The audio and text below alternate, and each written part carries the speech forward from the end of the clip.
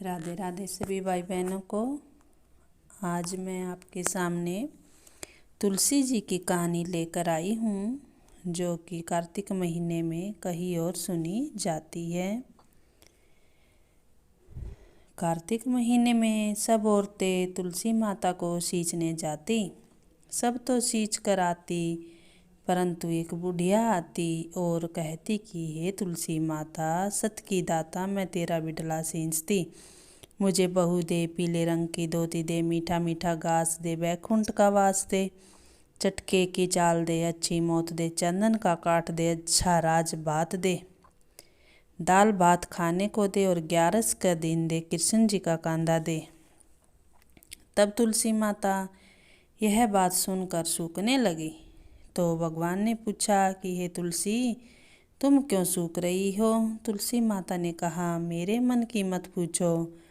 तो भगवान ने कहा कि अगर मैं यह बात नहीं पूछूंगा तो कौन पूछेगा? तो तुलसी माता ने कहा कि एक बुढ़िया हर रोज आती है और मुझे सींचती है और यह बात कह जाती है, परंतु मैं सारी बात तो पूरी कर दूंगी, लेकिन कृष्ण जी का कांधा कहाँ से दूंगी? कंधा। तो कृष्ण भगवान जी बोले कि जब वह मरेगी तो मैं अपने आप कंधा दे जाऊंगा। तब बुढ़िया माई से कह दियो तुम। बाद में बुढ़िया माई मर गई। सारे गांव वाले इकट्ठे हो गए और बुढ़िया को ले जाने लगे। तो वह इतनी भारी हो गई कि किसी से भी नहीं उठी। तब सबने कहा, तो यह तो इतनी पूजा पाठ करती थी, पाप नष्ट होने की माला फेरती थी, फिर भी भारी हो गई। बूढ़े ब्राह्मण का वेश धारण करके भगवान आए और सबसे पूछा कि यह कैसी भीड़ है। तब एक आदमी बोला कि यह बुढ़िया माई मर गई, पापनी थी, इसलिए किसी से नहीं उठती। तो भगवान ने कहा, मेरे को एक बात कान में कहने दो तो यह उठ जाएगी।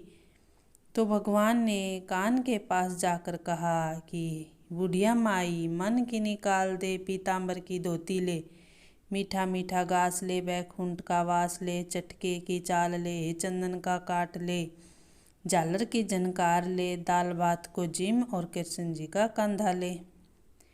फिर यह बात सुनकर बुढ़िया माई हल्की हो गई और भगवान जी अपने कंधे पर ले गए और उसे मुक्ति मिल गई। हे तुलसी माता, जैसी उसकी मुक्ति करी वैसी हमारी भी करना। जैसे भगवान ने उसको कंधा दिया वैसे हमें भी देना। बोली कृष्ण भगवान की, तुलसी मैया की जय हो। तो दोस्तों, ये थी तुलसी जी की कहानी। अच्छी लगी है तो लाइक शेयर और सब्सक्राइब ज़रूर करें।